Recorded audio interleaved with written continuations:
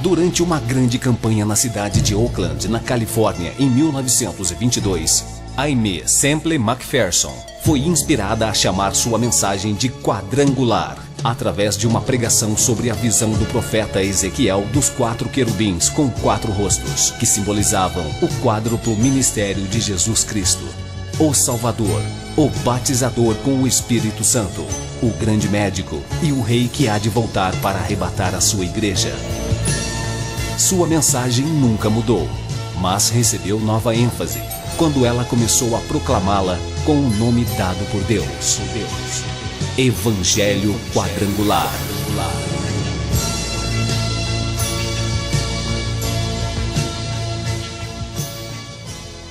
A Igreja do Evangelho Quadrangular Independente passa a apresentar o programa Cristo Esperança Nossa, numa palavra poderosa a seu favor, com o propósito e objetivo de levar as verdades do Evangelho de Cristo para o seu coração, para que você possa crer, para que você possa receber esta fé que há em Cristo Jesus, para o perdão dos seus pecados, para a salvação da sua alma. Divulgue este programa para os seus parentes, para os seus amigos, para os seus vizinhos, para que juntos possamos estar formando a cadeia da prece poderosa, quando estarei orando em nome do Senhor Jesus, para que a bênção de Deus seja por sobre a sua vida, para que você esteja recebendo as bênçãos que o Evangelho e o Senhor Jesus Cristo proporciona para todo aquele que crê.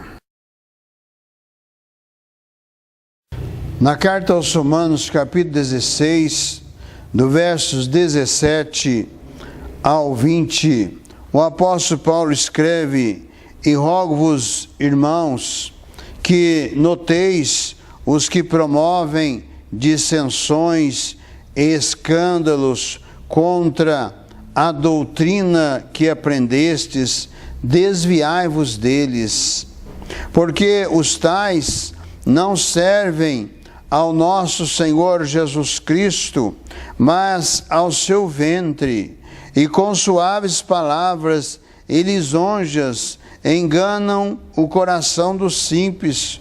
Quanto à vossa obediência, é ela conhecida de todos.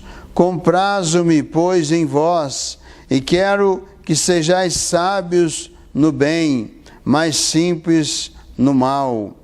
E o Deus de paz esmagará em breve Satanás debaixo dos vossos pés. A graça de nosso Senhor Jesus Cristo seja convosco. Amém. Esta palavra, o apóstolo Paulo escreve saudando a igreja que estava em Roma e faz algumas recomendações aos crentes que ali estavam. E o apóstolo faz essa advertência para que aqueles que estavam na fé em Jesus, eles não se deixassem enganar por aqueles que provinham com dissensões, aqueles que promoviam dissensões e escândalos contra a doutrina que eles haviam aprendido com o apóstolo Paulo, a doutrina da verdade de Cristo. E esta verdade que, através dos séculos, o Evangelho tem sido pregado. Em todos os séculos, a Igreja de Cristo esteve presente na terra. Há muitos que querem dar informações erradas, né, de que a Igreja de Cristo não estava presente em determinados tempos. Em nenhum momento, porque é o Espírito Santo de Deus quem conduz a Igreja de Cristo.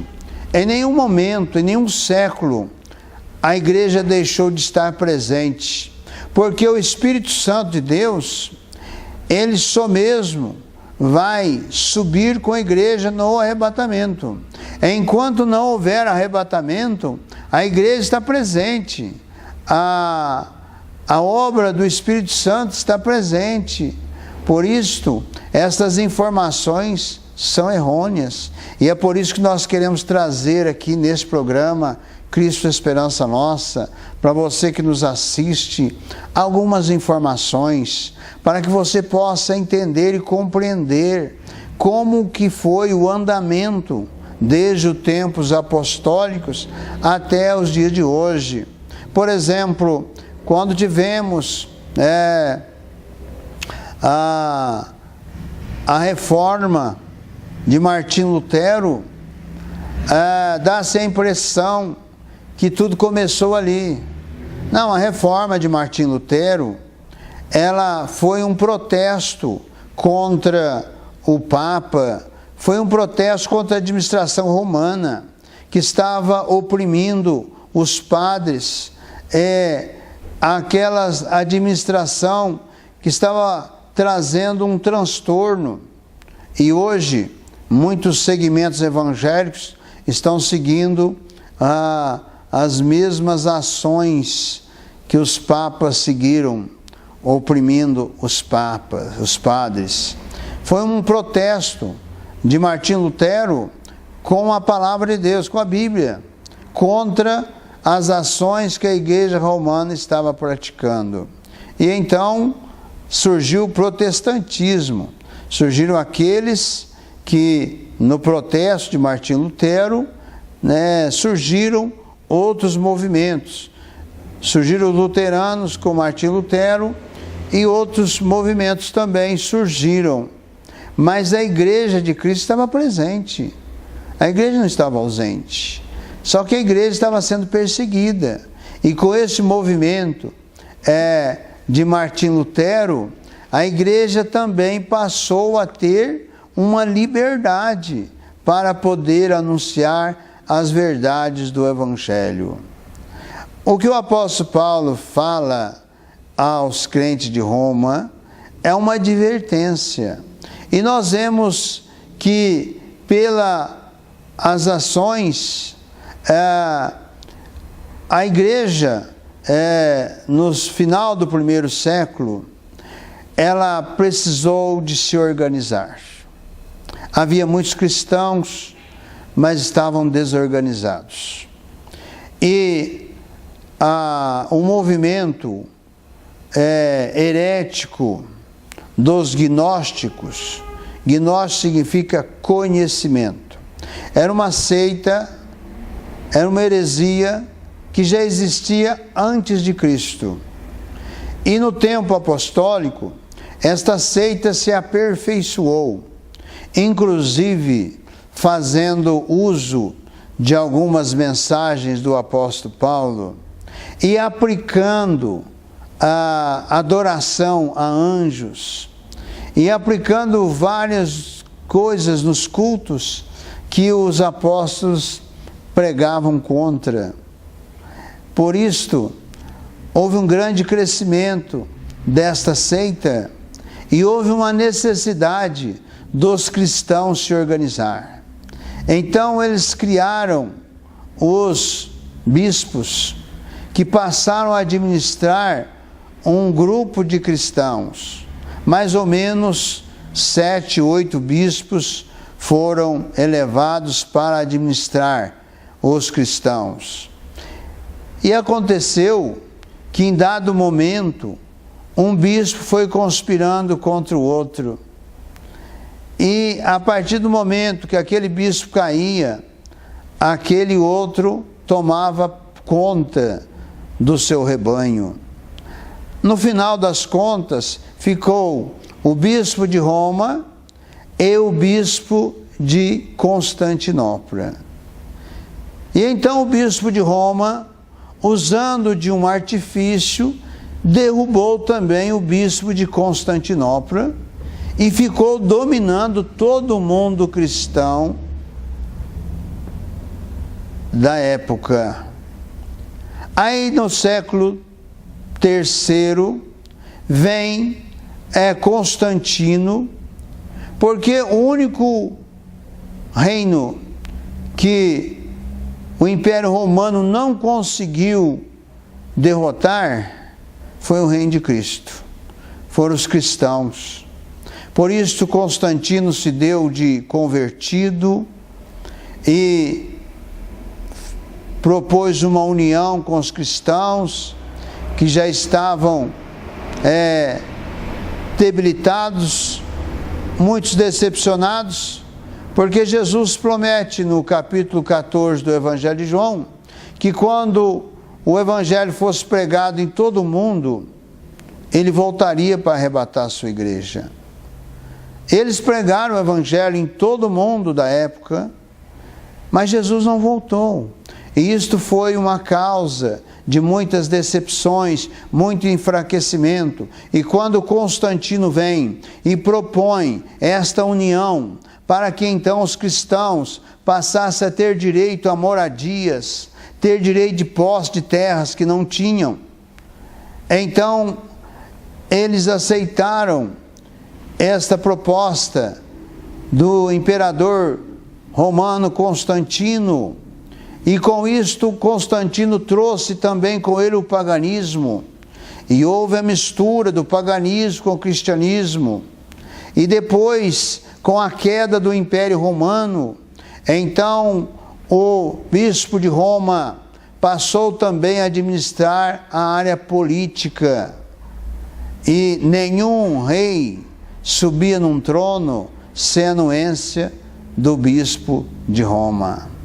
Por isto que quando o Papa, nos dias de hoje, é recebido em um país, ele é recebido como um líder religioso e como um chefe de Estado, porque o Vaticano é também um Estado.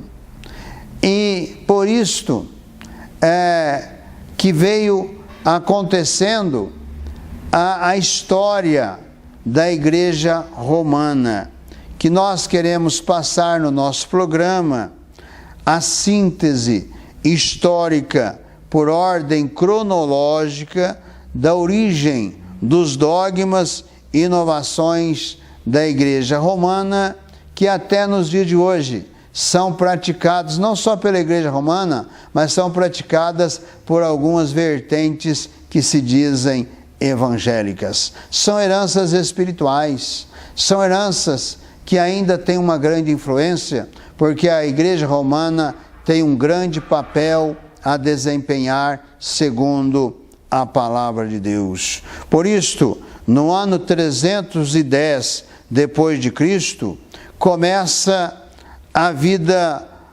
monástica por Antônio de Alexandria, no Egito.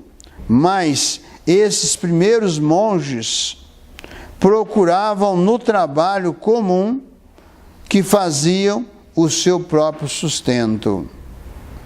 Em 370 depois de Cristo, principia o seu próprio uso dos altares e velas.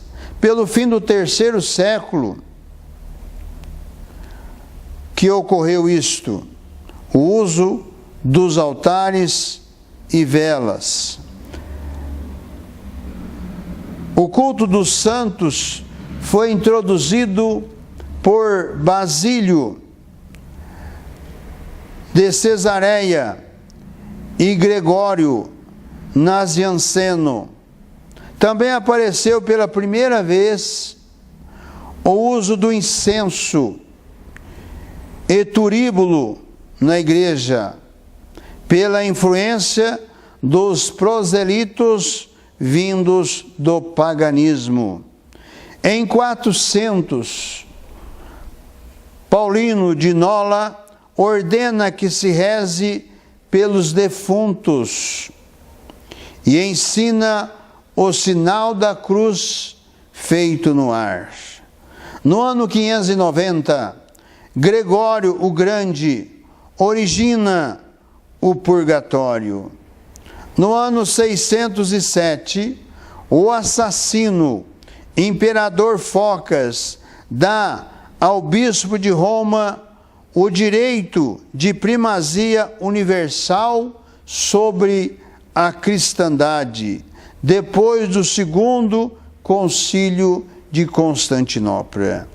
Em 609, o culto à Virgem Maria é obra de Bonifácio IV, e a invocação dos santos e anjos é posta como lei da Igreja. Em 670, começa a falar-se em latim a missa, língua morta para o povo, pelo Papa Vitélio. Em 758, cria-se a confissão auricular pelas ordens religiosas do Oriente. Em 787, no Segundo Concílio de Nicéia, convocado a instâncias da infame imperatriz Irene, foi estabelecido o culto às imagens e adoração da cruz e relíquias dos santos, que lamentavelmente hoje, até nos seios dito evangélicos, tem esta adoração.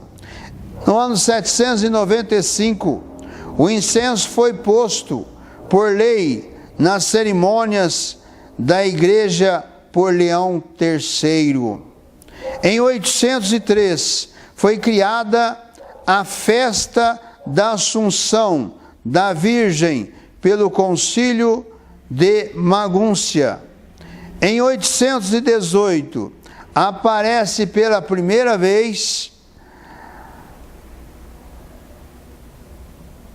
nos escritos de Pascácio Raberto a doutrina da transubstanciação e a missa. Em 884, o Papa Adriano III aconselha a canonização dos santos, que até no dia de hoje está acontecendo. Inclusive aqui no Brasil, a canonização de muitos considerados santos pela Igreja Católica Romana, para que possa fazer um equilíbrio religioso devido ao grande avanço do Evangelho no Brasil. Então o Vaticano está se achando por necessidade canonizar santos brasileiros, para que porventura venham esses santos empracar e dar lugar a um crescimento da Igreja Romana e não ter muitas perdas de adeptos, como está acontecendo atualmente. Portanto, esta canonização iniciou-se no ano 884. No ano 998, é estabelecida a festa aos mortos, dia de finados, por Odilon, também persiste até o dia de hoje. No ano 1000, a confissão auricular generaliza-se e os ministros da Igreja arrogam para si o célebre ego te absolvo. A missa começa a chamar-se sacrifício e organizam-se as peregrinações, as romarias. Em 1003, o Papa João XIV aprova a festa das almas, fiéis defuntos, que Odilon criara primeiro. Numa próxima oportunidade, daremos continuidade nessas informações que creio que é de importância para que todos tenham conhecimento. Feche os seus olhos, forme conosco a cadeia da prece poderosa. Quero orar por você. Abra o seu coração, receba Jesus como Senhor da sua vida, Salvador da sua alma, peço perdão dos seus pecados e a bênção de Deus será sobre você.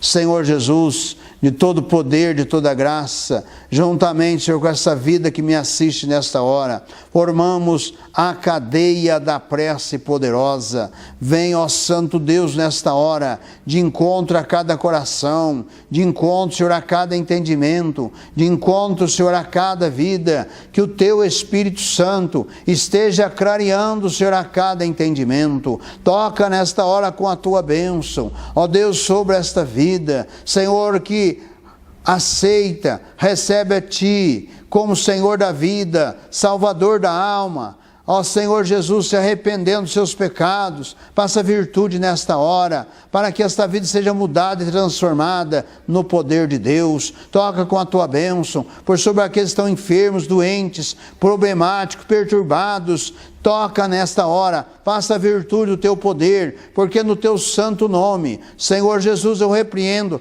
toda a sorte de males, ordeno que cadeias sejam quebradas, amarras sejam desatadas, e haja cura, haja libertação, haja vitória, haja bênção, por sobre esta vida, por sobre todos quantos me assistem nesta hora.